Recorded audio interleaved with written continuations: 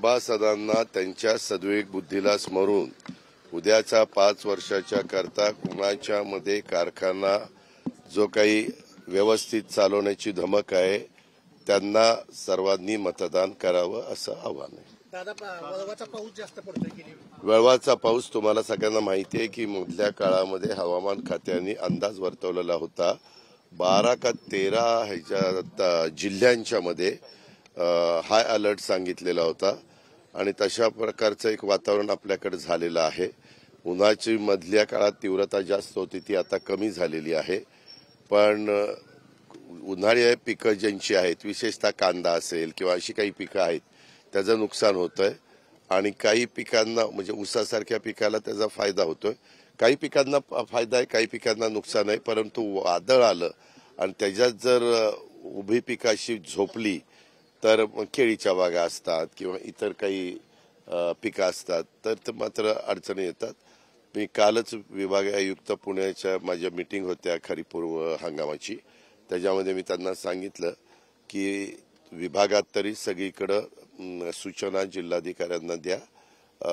जर नुकसान झालेलं असेल तर जे काही एनडीआरएफ एसडीआरएफचे नॉर्म्स आहेत त्या प्रकारे त्यांना नुकसान भरपाई देण्याच्या शेवटचे 3 दिवस नव्हतो मी. फक्त 16 तारखेला 15 तारखेला दुपारी 4 वाजता आलो. त्यावेळेस 2 सभा घेतल्या संध्याकाळच्या आणि 15 तारखेला संध्याकाळच्या 2 सभा घेतल्या.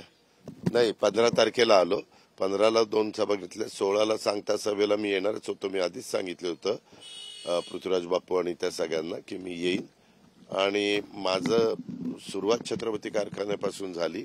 मी इथला सभासद आहे. माझे वडील सभासद होते माझे आजोबा सभासद होते आमच्या परिवारातले अनेक जण इथले सगळे सभासद होते. त्याच्यामुळं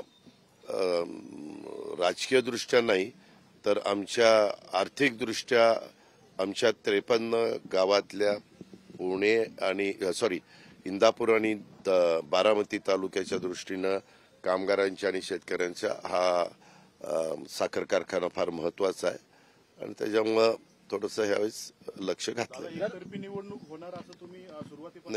नाही एकतर्फी नाही. आम्ही नेहमी कुठली निवडणूक म्हटलं तर ती तुल्यबळ आहे असं समजूनच निवडणुकीबद्दल उतरत असतो. नाही मी त्याच्याबद्दल काही बोलणार नाही. मला काही बोलायचं नाही. मी पुस्तक वाचलेलं नाहीये.